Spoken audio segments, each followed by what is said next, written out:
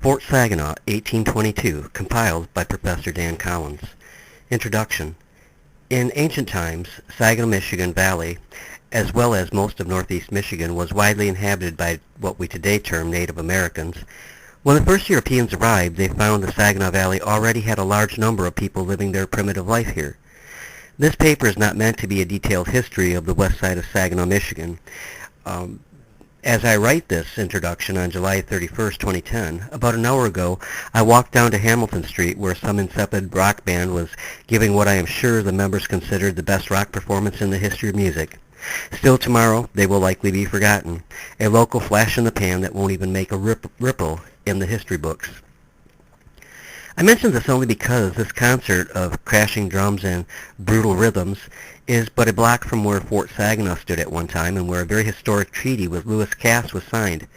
Yet in the world today, a world dumbed down to be entertained with no care about what is crashing down around them, I dare say not one of those gathered knows of the history lying beneath their feet. Few and far between, if any, are those who took the time to read the historical marker placed on the corner decades ago when Saginaw was still a nice city to visit. That was all before the riots of the 1960s, which sent Saginaw and many lower Michigan cities into a sharp decline from which they've never recovered. Now where once brave men served their country on what was the frontier, gangs of misdirected youth seek out their drug suppliers, and men who can't find it any other way pay for the services of some cheap woman or man for the night. I paint an ugly picture of Saginaw because it's become an ugly city. Still, it has a rich history, which is well worth looking at, and that history begins pretty much with Fort Saginaw. Lewis Cass.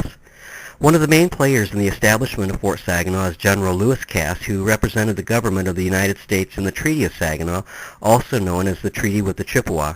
It is interesting to digress for just a bit to look at the story behind Mr. Cass. He was born on October 9, 1782, and was a distinguished American military officer and politician.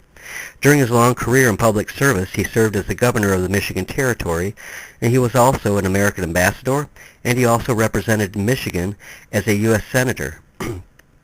He was the nominee of the Democratic Party for President of the United States in 1848, and a leading supporter of the doctrine of popular sovereignty,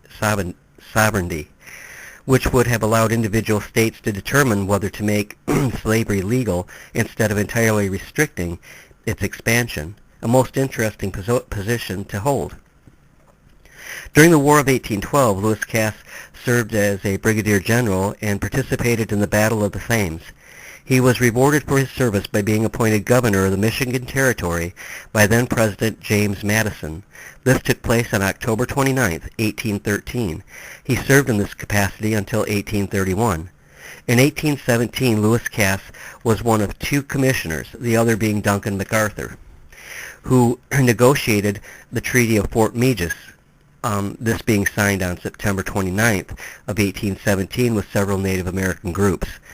It was during 1820 that Cass led an expedition into the northern part of the territory in the northern Great Lakes area into what is today Minnesota.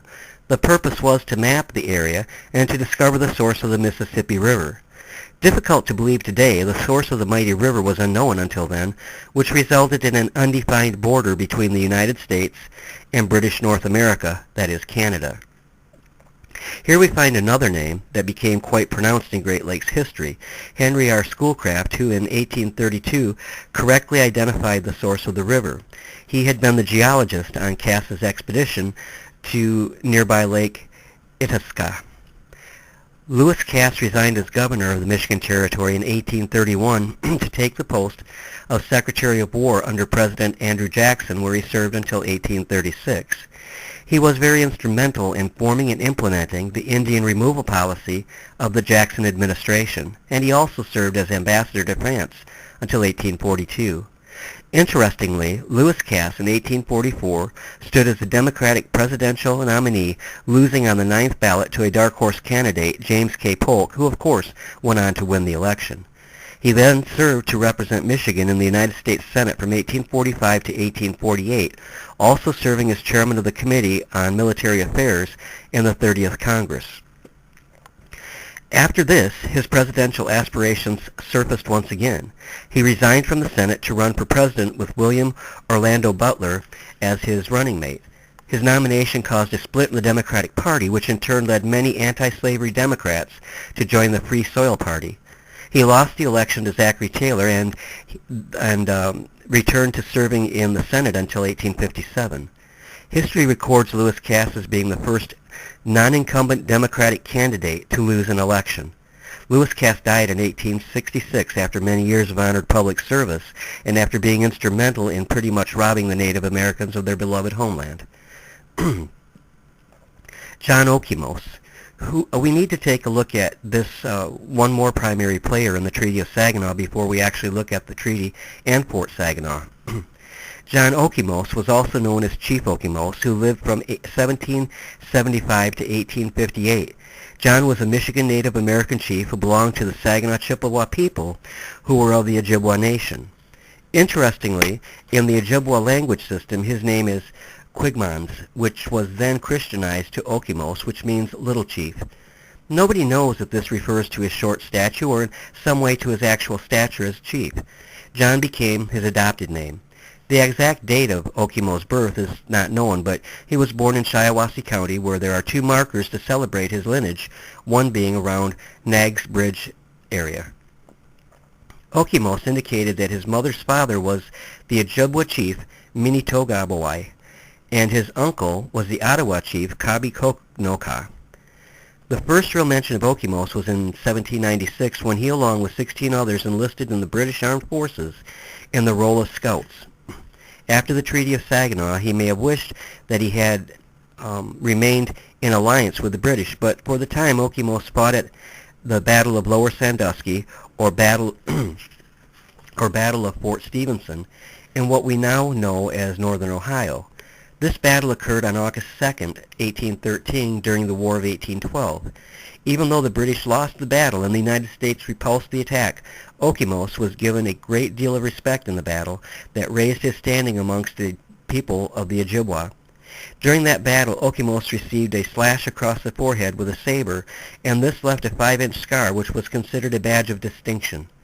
By the 1830s, Okemos was recognized not only as a leader of the Saginaw Chippewa, but of many other bands of the Ojibwa.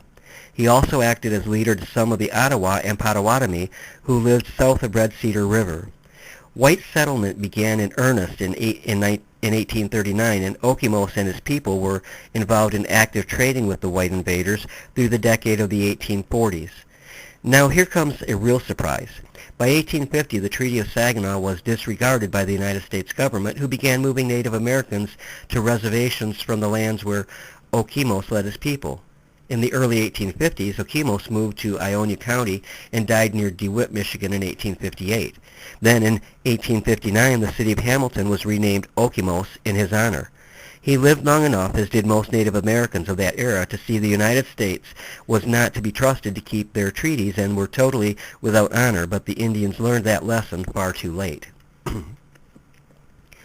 Moving on now, after looking at these two principal players, the Treaty of Saginaw was made between General Lewis Cass and Chief John Okemos, Chief Wasso, as well as other tribes of the Great Lakes region. This travesty against the Native American people took place on September 24, 1819. In this treaty, the Native American people ceded or handed over a very large tract of land, more than 6 million acres, in the central portion of the lower peninsula of Michigan. The southern boundary of the tract extended a few miles northeast of Jackson west to just northeast of Kalamazoo. The line ran directly to the head of the Thunder Bay River in south-central Montmorency County and along the river to the mouth of the Thunder Bay near Alpena. Suffice it to say, as we can see by the map, it was a large tract of land which was ancestral land to the Native American people who trusted their white brother. The treaty reserved several small tracts of land for Indian use within the ceded territory. How big of the great white chief of Washington? There is much more to be said about the Treaty of Saginaw, and I will save that for another work. Right now, however, it is time to return to the actual subject of this work, that being Fort Saginaw. Fort Saginaw was not destined to become a settler's paradise, to be sure. Early in 1822, 1822, it appeared to the territorial governor that their acquisitions on Saginaw River would be completely useless unless the terms of this treaty could be carried out in full. Quoting from the History of Saginaw County, Michigan by Charles C. Chapman, we find the following. Owing to the great number of Indians then inhabiting the district of civil government would prove as mischievous as impolitic, particularly as the warriors of the tribe were characteristically wild if not savage and beyond the range of power of merely civil government. The book continues, aware of this, the Legislative Council asked for special powers from the United States, which being conferred, a detachment of United States troops was ordered to proceed from the military outposts of Green Bay en route for the treaty grounds of Saginaw. It was then that during the early portion of July 1822 that two companies from the 3rd U.S. Infantry left at Fort Howard for the mouth of Saginaw under the command of Major Daniel Baker. History records that the command arrived below the present location of Bay City, where the men and stores were moved from the transport to canoes and flatboats for the ascent of the river, and then the entire command pushed on to its destination. The troops would arrive at a point on the river near where Hamilton and Court Street intersect today. On July 25, 1822, they disembarked and marched to the plateau, where they pitched their tents at what is today the corner of Michigan and Court, where the Ipple Building sign stands. The soldier proceeded to construct a blockhouse and surrounded it with a strong barricade, actually building their fortress there in the heart of the wilderness. Despite the treaty conditions, the local Native Americans were none to please with the work they saw in progress. They were not happy at all. In fact, so much was their concern that a conference was called, but it was decided to let the soldiers continue their work unmolested. The officers stationed at this garrison were as follows: Major Daniel Baker, Captain John Garland, Captain S.H. Webb, Lieutenant Otis Wheeler, Lieutenant Edward Brooks, Henry Bainbridge, Charles Baker, William Allen, along with Surgeon Zena Pitcher. Dr. Pitcher arrived overland from Detroit along with Whittemore Knaggs on the evening of July 25, 1822. The families of Major Baker, Captain Garland, and Lieutenant Brooks accompanied the command, as well as John Dean, Chauncey Bush, Elliott Gray, and T.C. Sheldon, who were Army contracts. Then in December 1822, Harvey Williams, John Hamilton, E.S. Williams, and Schuyler Hodges arrived at the fort. I need to digress a bit here and tell you some about Zena Pitcher, a particularly interesting part of the entourage. Dr. Pitcher was born on April 12, 1872 at Sandy Hill, New York. He was a physician, president of the American Medical Association, twice the mayor of Detroit, and was a member of the Board of Regents at the University of Michigan. He was the younger brother of Nathaniel Pitcher, who became governor of New York. Pitcher joined the Army in 1822 as an assistant surgeon and was promoted to the rank of major in 1836 as a full surgeon. He was president of the Army Medical Board in 1835 and resigned from the Army at the end of 1836. He moved to Detroit and was elected mayor for two separate terms, 1840 and 1841, and then again in 1843. Dr. Pitcher indeed was a good man to have along when establishing an outpost in the wilderness that was Saginaw. In fact, from all descriptions, a more lonely and desolate place would have been difficult to find. Dr. Zena Pitcher described the winter of 1822-23 as very cold with a heavy fall of snow.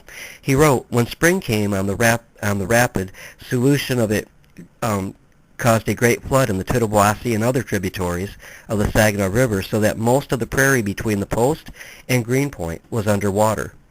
The summer of 1823 was very warm, and the troops, unused to the climate, became sick as early as July, when late the following fall they abandoned the fort and moved to Detroit by water in two schooners, one of which was commanded by Captain Keefe and the other by Captain Walker.